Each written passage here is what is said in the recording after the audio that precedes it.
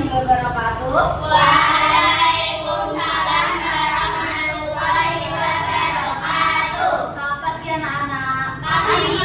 Pagi. Apa kabarnya hari ini? Alhamdulillah luar biasa. Allahu Akbar. Pada pagi hari ini, Bu Wafa akan menjelaskan kepada anak-anak pembelajaran SKI yang berjudul Perlawanan Umat Islam di Kalimantan dan di Sulawesi. Sebelum pembelajaran dimulai, mari kita baca basmalah bersama-sama. Bismillahirrahmanirrahim. Oke, yang pertama Bu Wafa akan menjelaskan perlawanan umat Islam di Kalimantan. Ada perang Banjar yang pertama. Perang Banjar dilakukan pada tahun berapa anak? 1859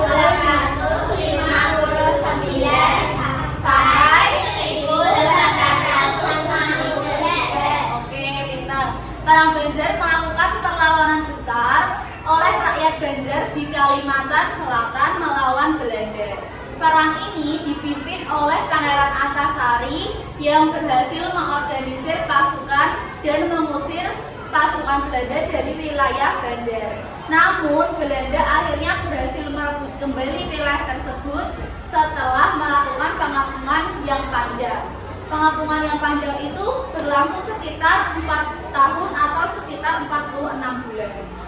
Yang kedua, ada Perang Kutai. Perang Kutai dilakukan pada tahun berapa anak-anak? 1942 sampai 1945. Oke, selama Perang Dunia Kedua, Kalimantan Timur diduduki oleh Jepang. Meskipun Jepang adalah sekutu Jerman Nazi, tetapi orang-orang Islam di Kalimantan Timur seperti Pangeran Aji Muhammad Parikesit dan Pangeran Aji Muhammad Sulaiman tetap melawan penjajah dengan berbagai taktik perlawanan. Yang ketiga ada Perang Kahayan. Perang Kahayan dilakukan pada tahun berapa? 1963 sampai 1966. Oke, Bu Wafa akan menjelaskan tentang Perang Kahayan. Perang Kahayan terjadi di Kalimantan Tengah antara pasukan Indonesia dengan gerakan separatis yang didukung oleh Malaysia.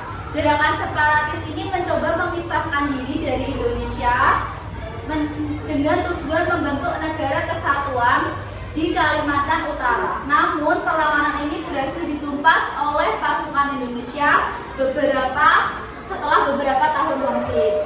Yang selanjutnya ada perlawanan di Kalimantan Utara. Dilakukan pada tahun berapa anak?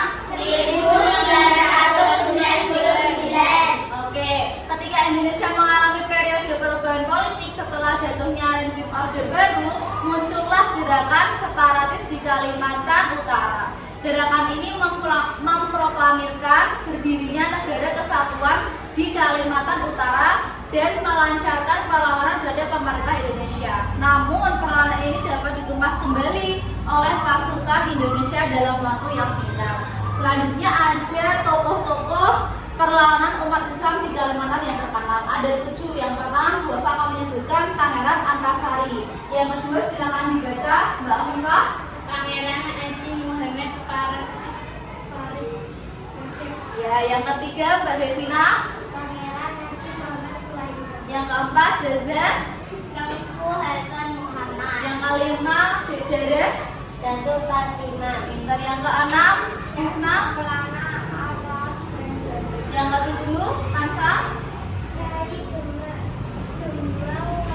Oke, sampai di sini sudah paham semuanya tentang perlawanan umat Islam di Kalimantan? Oke, kalau paham coba Bapak akan tanya, perlawanan umat Islam di Kalimantan ada berapa? 4. Oke, apa aja yang pertama? Perang Banjar, Perang Kutai, Perang Kahayan, Perang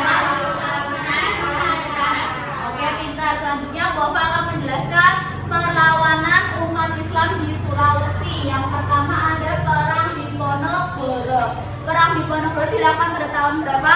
1825 sampai 1830. Oke, Perang Diponegoro adalah perlawanan besar yang dipimpin oleh Pangeran Diponegoro dari Kesultanan Yogyakarta terhadap penjajah Belanda. Meskipun perlawanan ini berpusat di Jawa, tetapi gerakan ini mendapat dukungan luas termasuk dari masyarakat Sulawesi. Beberapa pemimpin agama Islam di Sulawesi seperti Syekh Yusuf dari Tanah Toraja memberikan dukungan moral dan spiritual kepada perlawanan tersebut.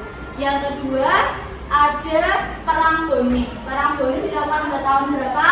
1905. Oke, Perang Bone adalah perlawanan yang dilancarkan oleh Kerajaan Bone di Sulawesi Selatan melawan penjajah Belanda. Pemimpin perang ini adalah La Mampa Somba, seorang pangeran dan ulama Islam yang memimpin pasukan Kerajaan Bone melawan pasukan Belanda. Meskipun perlawanan ini akhirnya berhasil ditumpas lagi oleh Belanda, perjuangan La Mampa Somba menginspirasi perlawanan di daerah Sulawesi Selatan. Yang ketiga, Bu Wafa akan menjelaskan tentang perlawanan Sulawesi Utara. Dilakukan pada tahun berapa, anak? 1942 sampai 1945. Oke, selama Perang Dunia Kedua, Sulawesi Utara diduduki oleh Jepang.